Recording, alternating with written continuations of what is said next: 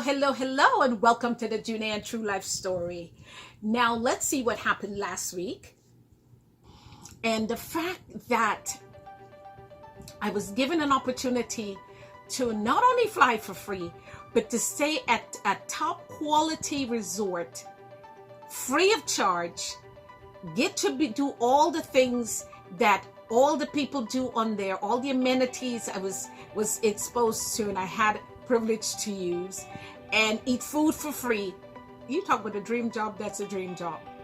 So how I lost that job, when I tell you I never cried for losing a position before, because most of the time it's just temporary anyway, and I'm there just to do something until I facilitate my own business. Needless to say, these people that have all this money that are paying you to review, sometimes people don't want to hear, or maybe I don't know if it's my boss that didn't like the report because he thought he was going to be mashing some toes. Anyway, I turned in the report. He gave me an opportunity. I didn't take it. And 2 weeks later, they came and told me that my position had been dissolved. And now I've got to thank my sponsor. And my sponsor is Vitally. And Vitally is famous for their facial serum, skin day cream, and skin night cream. Thank you so much, Vitally. And guys, please do check out Vitally. So let's begin today with the topic. And the topic today is why I left the church temporarily. I mean, it was quite a few years, but I had to come back to the church because at the end, God is real. And my relationship with anything had nothing to do with God, okay? Anyway, let's get into this. It's a little bit for me because I know I don't want to mash toes. I don't want my brothers and sisters out there to attack or even think anything funny. Listen to the entire story. If you do have an opinion, listen to the entire story first, all right? I know I'm not alone. Anyway, so since I was a child in Ghana, I used to go to church. I started going maybe it might have been about 9 or so I was when I started going. Because my mother had left and gone to the States, as I said. She had came over here to the U.S. And my older sister was in the church. She was Catholic. And so one thing about her, while we were living in the house, even though she wasn't my mom, she took the place of a mother role, right? And so her thing was everybody living in the house had to go to church, with the exception of my father. By the way, she couldn't mess with him. But I'm going to come back to him and tell you how I know God is real based on what happened to him. My father hated church, couldn't tell him nothing about church. He was one of those, everything was negative. Never mind, he was raised as a Catholic when he was younger. Leads me to believe there's a whole lot of reasons for him hating church, the reason that he did. But we're not going to get into that because this is my story. It's not his. All right. So anyway, so my sister used to take us to church. So when I leave and came to the States, she was left in Ghana. But I'd moved with an older brother who was in church himself, and my siblings are all older. My older brother, he was living with us in that house, if you remember, the same one in Brooklyn with the 2 bedrooms. But anyway, so he was in church, and I started going to his church. Now, mind you, my mother was not a church goer, but this woman, she sang her hymns and did all of those things in the house and would read her Bible in the house, but she was not a church goer. So the thing is, she would encourage me though to go to church. So once my brother had started going, I started visiting the same church. And then when I got married and I moved off with my husband, when we moved back to the States, we were stationed overseas first. And then once we moved back to the States, we started going to church. We were stationed in California anyway, because he had a commander that was a Christian, and he would invite us to church, and we started going to church again. All right. So we got back into the church. Both myself and my husband were going to church as a family. So when we moved to Georgia, because we moved from California to there, we still continue going to church. My husband left the church when he started getting involved the wrong way in adulterous affairs. And when we had first moved to let me just stop and put this in. When we had first moved to Georgia, everybody said, watch your husband, watch your man. These women here would steal. And I would laugh and tell my husband about it. Lo and behold, it ended up happening to him with somebody in the job. But that's a side story. So anyway, I started going to this church, and believe it or not, we started going to a Methodist church when we got here, because it was the closest church to the house in Georgia. And one day my husband came home and told me, he said, look, I heard about this pastor when he was going to school, because he had gotten out of the military and he was taking advantage of his military education. And he said to me, he said, you know, while I'm driving going to school every morning, there's a pastor that I listen to. He said, you've got to listen to this guy. He's so powerful. He brings the word so real, da, da, da. So he introduced me to this church that I started going, this big mega church that I started going to. And back in those days, we didn't have GPS. If you had the address at some place, you didn't have Google either.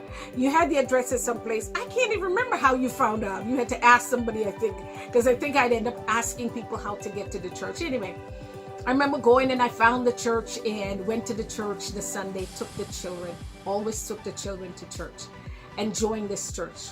I was in church. From the time I joined that church, I was so fed spiritually from that church that I started going for years. It was until my children were in their adult teen, like 17, 18, was eventually, I think the last one, the 18-year-old, the baby, I'm sorry, she was 18 when we had stopped going, because she had went off to the military. But when I tell you I got involved in church, I got involved in church. Used to go on Sunday, used to go on Wednesday, started participating in church, doing stuff in the church. I had just loved the church and loved being around the people of God. Anyway, so years later, I started to fizz out. As the children left, I myself started going through a depression. But church was there for me, and it was truly helping me, right? I didn't express it and share the church, which I probably should, but anyway. So here we are, and I'm in church this one Sunday. I was with one of my daughters as well, and this pastor said that, and one thing I have to say to people, stop worshiping man, because if you worship man, then you can get sidetracked by what that man has done. And even though I wasn't worshiping man, I kind of had this greatest respect for my pastor. I truly did respect him. Well, one thing I always remember him saying is, if ever we feel that he's not doing what he's supposed to do according to the Bible, we can leave. I remember him saying that. That was probably like 2006 or, 1995 or 1996 he had said that, right?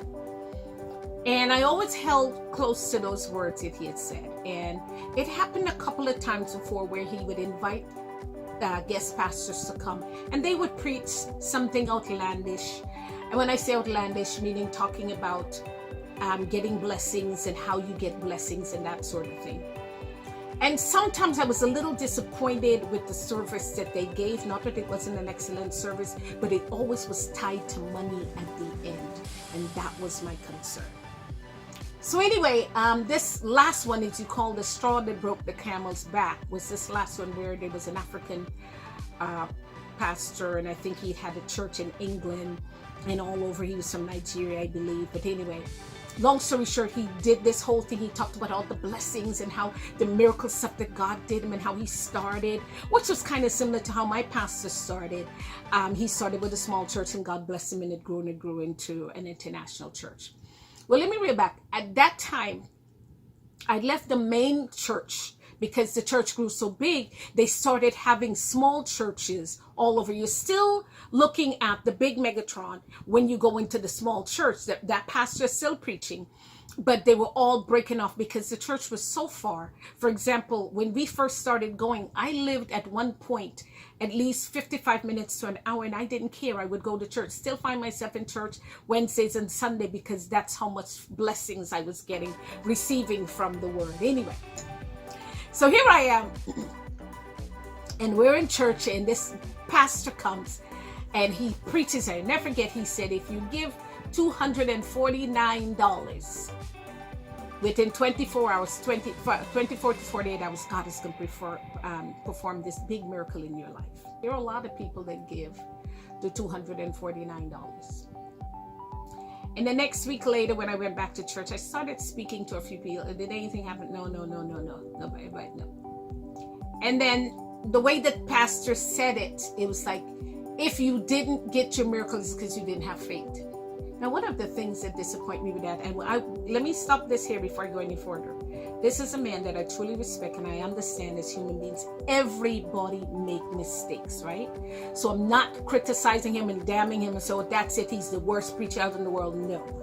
But for me, where I was at my stage, it was one of those things that was like, I didn't need to hear something else again like that, right?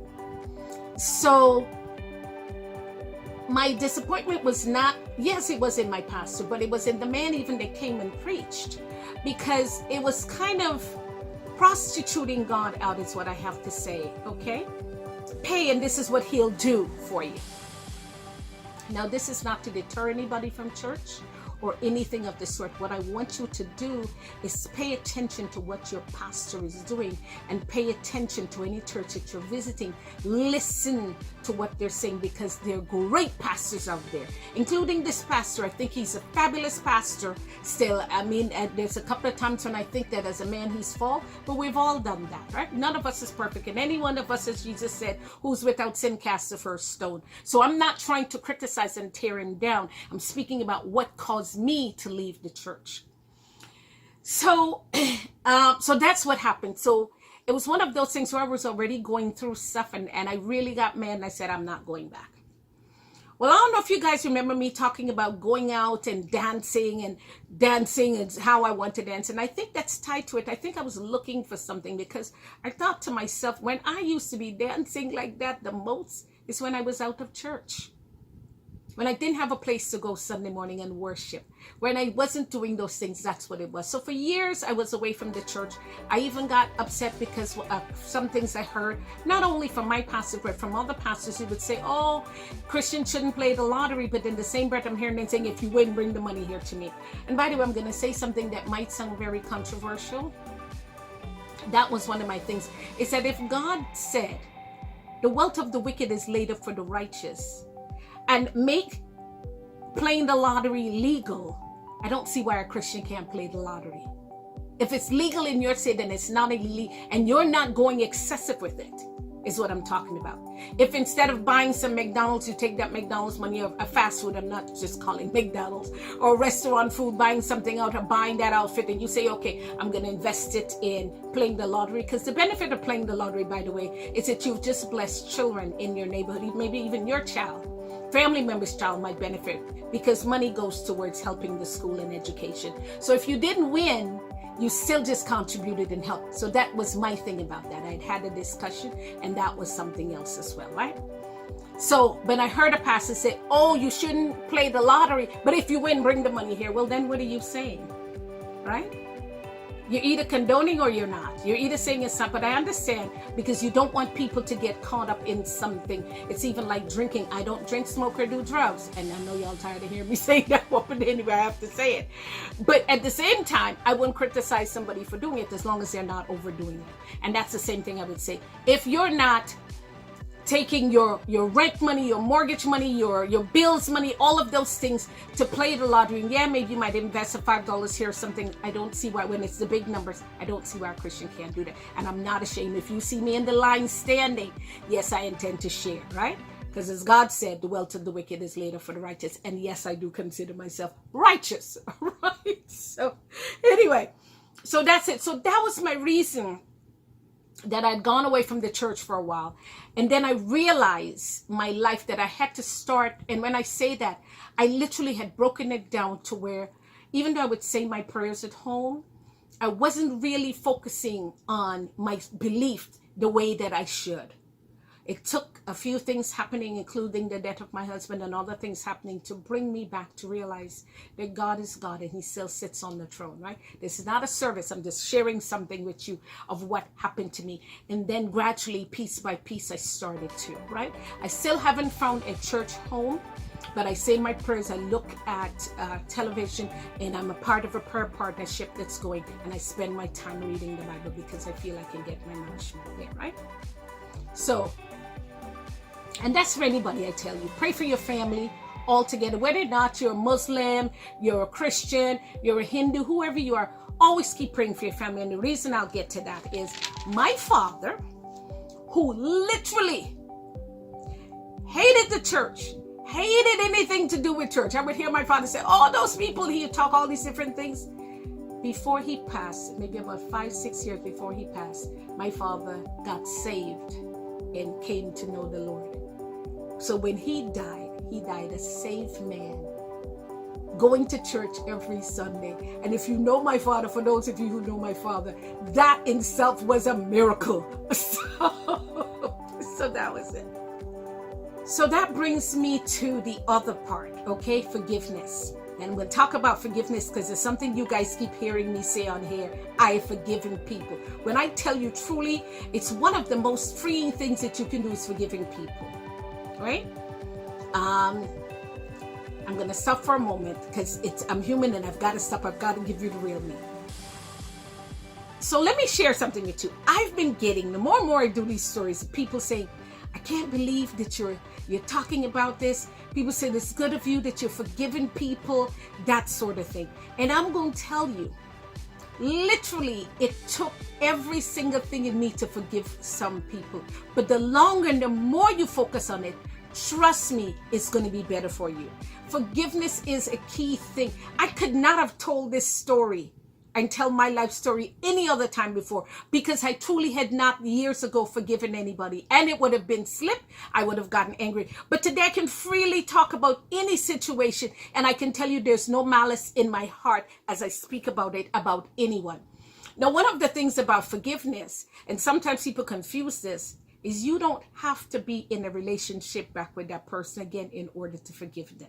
So sometimes people might not know that you have forgiven them, even though you have. I know in my case, there's several people that don't know. And for that, I'm going to say, if you have ever done me anything or we had any falling out, I've already forgiven you. Truly, I have. I have forgiven you. I don't care what it is you felt it was. I have forgiven you. All right? So when we say forgiveness is for you, it's not for the other person. Because what did I say? It's like you drinking poison and expecting the person to die. So learn how to forgive people and move on with your life. There's been nothing that nobody could have done to me that I can't forgive them for. I did this piece probably about close to 10 years ago. I did this piece. Let me share this with you guys. As human beings, we must forgive each other for things. And that's for you. That's for your health. That's what the word says. Whether you're a Christian, what religion you are, and you must forgive. Whatever word you use, the word generally that we use is forgiveness. And I'll tell you why that's important. I have seen or heard of too many people that have died, have gotten sick because they have not forgiven somebody. They're holding malice in their heart. They're holding unforgiveness in their heart. And do you know that that's an energy form? That negativity is energy. It's negative energy in your body when you hold that, and that can create lots of sickness and other things. You heard of people having headaches or something happening, or even things you want to do in your life and you can't move to the next level. And you've heard of the people said that it was not until I forgave somebody that I was holding something against that I was able to get healed or could move to a next phase or do something in my life. That's how important forgiveness is. It's so vital that you as a human being, if you don't forgive, it literally can wither you away and kill you. That's how important it is. And I say that today, I've had to forgive people. I was reading something the other day and it really struck a chord in me that I literally stopped what I was doing on Sunday and I got on Facebook and I openly said, I forgive people. And not only that, I wrote notes to some people and I sent it. Some of them I called and I said, I forgave you for what it is you have done for me. I release them from it. And literally within your heart, do release them. Because there's nothing nobody can do to you that you cannot forgive them for. Do you know why? You're still alive. And so that means you've beaten whatever it is that they have done to you. Whether it was verbally they've done it to you, mentally, physically, however it was done, you're still here and you have an opportunity to change that situation. I was reading something the other day and it said, don't let people's belief of you become your reality. Don't let whatever somebody have done to you become your reality. That's my added piece to it. So I challenge you today, forgive somebody. Forgive somebody for something that they have done to you. Release them and move on with your life, because you need to, so that you can grow physically, so that you can grow mentally, so that you can move to the next phase of your life.